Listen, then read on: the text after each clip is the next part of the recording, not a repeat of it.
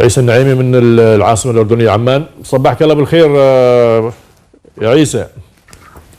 صباح النور والسرور اخوي ابو خالد. حياك الله، كيف حالك؟ طمنا على الشباب جميعا. الحمد لله بخير وسهلا، كلهم بخير الله يسلمك. يا اهلا وسهلا. حياك الله. اذا يعني صبح على الاخوان الموجودين معاك في البرنامج. يصبحوا عليك بالخير والسرور، ومبارك عشر الاواخر ان شاء الله لهذا الشهر الفضيل علينا جميعا ان شاء الله باذن الله. حياك الله. اذا يعني نريد نعرف اليوم يعني الخبر الاخير قبل ما ندخل في بعض التفاصيل السابقه. اليوم ايش اللي حصل؟ الفريق راح المباراه، وايش اللي صار في المباراه يعني، او عفوا في الحدث، لان المباراه ما اقيمت. طبعا المباراه مشت بالاجراءات الرسميه مثل اي مباراه بحضور فريقين، ولكن تتكلم اليوم بحكم ان الفريق الفلسطيني ما حضر، فالاجراءات مشت عاديه يعني كمباراه رسميه. كان فيها طبعا تسجيل والحضور قبل المباراه بساعه ونص وتقديم السكور وكل الاجراءات اللي متبعه المعروفه تقام في مباراه عاديه رسميه. وانتم حضرتوا طبعا الفريق الاردني شباب الخليل ما حضر، وبالتالي الحكم انهى المباراه يعني الحدث. هي طبعا انهاها، اعطاهم الوقت القانوني اللي هو 15 دقيقه، ومن ثم انهوها. وطبعا الحين اعتقد ان اجراءاتهم الثانيه اللي هي بتكون عندهم في اللجنه او لجنه الانضباط على ما اعتقد معهم. الفريق راجع الاربعاء ان شاء الله. ان شاء الله ابو خالد، بكره ان شاء الله على المساء رايحين نتحرك ان شاء الله، بنكون على تقريبا على الساعه 8 موجودين ان شاء الله. طيب انا اريد منك التفاصيل، ايش اللي حدث من يوم القرعه لغايه اليوم المباراه الاياب هذه ما اقيمت؟ ايش اللي صار؟ والله ابو خالد في تفاصيل كثيره يعني اعطينا بعض العناوين، لان كان في كلام انه في نقاش انه ممكن تكون الاياب هنا في مسقط او في السعوديه واشياء اخرى يعني. شوف انا ما حضرت القرعه بحكم ان الاسبوع اللي كان فيه القرعه كان اسبوع نهائي الكاس، ولكن الاخوان اللي حضروا كان الاخ نائب الرئيس والاخ صلاح عضو صاحب فاصل عضو الاداره. بعد ما صارت القرعه ان مع الفريق الفلسطيني كان في كلام كثير ومقترحات كثيره على اساس ان المباراه نحطها في بلد محايده بدون ما ندخل في اشكاليات التاشيرات وما شابه، والامور هذه اللي ممكن تكون فيها عراقيل وتاخر المباراه. ولكن الاخوان في نادي شباب الخليل اكدوا انهم راح يستخرجوا التاشيرات والدخول وان الامور طيبه وما شابه. طبعا فكانت المباراه الاولى عندنا نحن في البريمي، ومشت الامور على هذا الاتفاق. كانت الامور ماشيه بشكل طبيعي الى يوم مباراتنا اللي هي في السلطنه. فبعد ما راحوا نحن طلبنا التاشيرات مباشره، ما ارسلتوا لنا التاشيرات او تصاريح الدخول عفوا. طبعا تصاريح الدخول تعرف حكم الوضع السياسي الموجود. اي نعم، وفي اجراءات ثانيه تاخرت يوم يومين يعني للتاكيد ان النهضه ما كان عنده مانع انه يلعب في الاراضي الفلسطينيه. لا نحن ما عندنا مشكله، كنا بنلعب اخوي ابو خالد. نحن حتى السفر الفريق كنا بعد مباراتنا مع النصر افترض الفريق يكون متواجد بتاريخ 6 في العاصمه عمان. 6 يعني مباشره نغادر الى الاردن، وكنا على اساس ان الكلام انه راح يكون دخولنا الى فلسطين في تاريخ 8. هذا كان جدول معمول ومبرمج عليه وما شابه.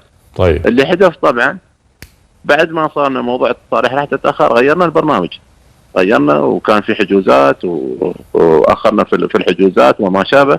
رجعنا على البريمي، انتظرنا اللي هو تاريخ 7 تاريخ 8 تاريخ 9 انتظرنا. ما وصلت التاشيرات؟ لا التصاريح ابدا ما وصلت النهايه. طبعا في رسائل متبادله بيننا وبينهم على اساس ان التصاريح، وهم اكدوا لنا انتم تعالوا على الاردن ورايحين نستقبلكم، ومن هناك رايحين نروح على المعبر مباشره. ولكن تعرف نحن كفريق ما عندك تصاريح. خاطبنا الاتحاد العربي بهذا الكلام وتابعوا معاهم على اساس ان انتم رسلوا لنا التصاريح. حتى نحن كاتحاد عربي يفترض ترسلون وتاكدوا لنا التصاريح في حكام اللي هم البحرينيين، وفي شخص من الامانه لازم يكون موجود. فكان حتى الكلام انتم تعالوا على اساس تجون الاردن، فكان صعب. حجزنا نحن ما حجزنا ان نكون تاريخ 8 تاكيدا على كلام التصاريح بتكون موجوده.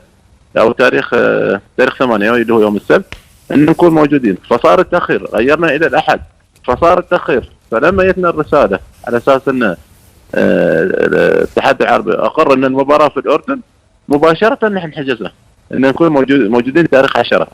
نحن واصلين بالامس، يعني انت توصل امس وتلعب اليوم، حتى لو كانت المباراه قائمه والاخوان ما كان عندهم هذا الوضع فترها صعبه، ولكن نحن التزمنا بالبرنامج وبالجدول، والتزمنا بالرساله اللي رسلت عن طريق الاتحاد العربي انه مقرمه. طبعا هون موضوع تصاريح، ان حتى اتضح فيما بعد ان حتى الحكام والشخص اللي هو الامانه العامه والمراقب وغيره الاجراء صار انه ما حصلوا على التصاريح. فنحن مشينا في هذه الامور، باقي الاجراءات في الاتحاد العربي ونحن بعيد. يعني احنا نحب ناكد ان النهضه ليس طرف في الموضوع، يعني في النهايه يعني موضوع تصاريح وغيره، واحنا عارفين الدخول للاراضي الفلسطينيه عنده تصاريح واجراءات يعني ليست بالسهله بصراحه، وبالتالي هو الاتحاد العربي هو اللي اخذ القرار مش نادي النهضه. لا نحن بعيد عن هذه التصاريح، عن هذه الاجراءات نهائيا، يعني ما يعني عن اي شيء من هذا اللي صاير. نحن يعني ما خفيت، كنا نحن جاهزين مهيئين امورنا ان نروح على فلسطين، بالعكس يعني اخواننا وشقائنا في فلسطين ما عندنا اي مشكله، ولكن التصاريح كانت العائق ان نحن ما ندخل. ولا تنسى برمجه المباراه كانت بعد الطرفين يشوفون برمجتهم على الدوريات المحليات، بحكم ان نحن عندنا دوري هم في الوقت الحالي ما عندهم. اتفقنا على موعد المباراه يكون في هذا الوقت، وكانت تنسق مع اتحاد الكره بتاجيل الجوله هذه اللي نحن افترضنا نلعبها مع الاتحاد. صحيح. ومثل ما قالوا الشباب، يعني الكل يحب يروح فلسطين يا اخي، يلعب في الاراضي الفلسطينيه، يزور المسجد الاقصى، يصلي ركعتين في المسجد. لا يعني وانديتنا راحت ومنتخبنا راح، ما كان في مشكله لما الامور كانت مستقره والاجراءات كانت يعني واضحه. الان لا، صعب صارت يعني الامور. لكن سبحان الله يعني هذا الان الاجراء الاداري ايش اللي بيصير الان؟ ترفع الامور هذه الى لجنه الانضباط والاتحاد العربي.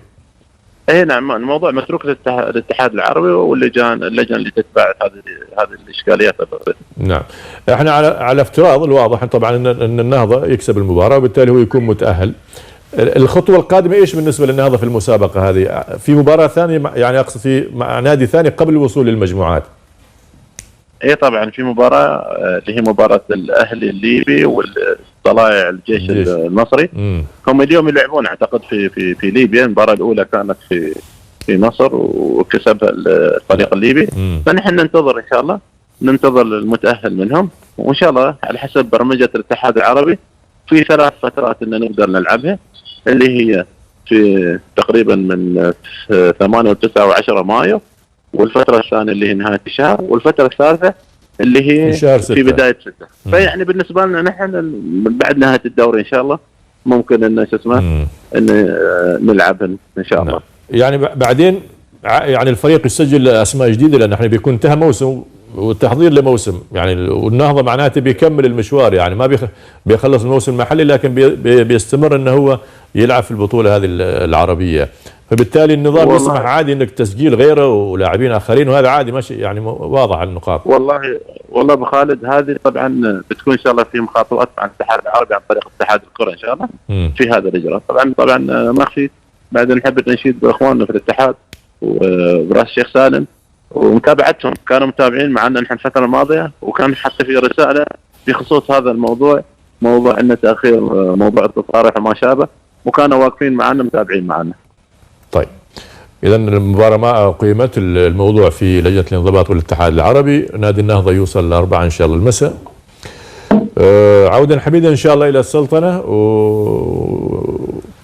ونبارك بالتاكيد للنهضه، وان شاء الله الامور تستمر للافضل في القادم، والنهضه يواصل مشواره لغايه ان شاء الله دور المجموعات في البطوله العربيه باذن الله. ان شاء الله مشكورين، شكرا لكم على المتابعه. شكرا لك، تحياتنا للجميع هناك. الشيخ احمد طبعا رئيس النادي، الشيخ احمد بن ناصر، ابو ناصر موجود حسب ما شفناه طبعا في الصور والفيديوهات. السحور خير وبركه ان شاء الله هناك، وترجعوا بالسلامه ان شاء الله. جزاكم الله خير، الله يسلمك، مشكورين على المتابعه، وشكرا للاخوان الموجودين معك في الاستوديو. عيسى النعيمي مدير الفريق الكروي الأول بنادي النهضة، متحدثة من العاصمة الأردنية عمان.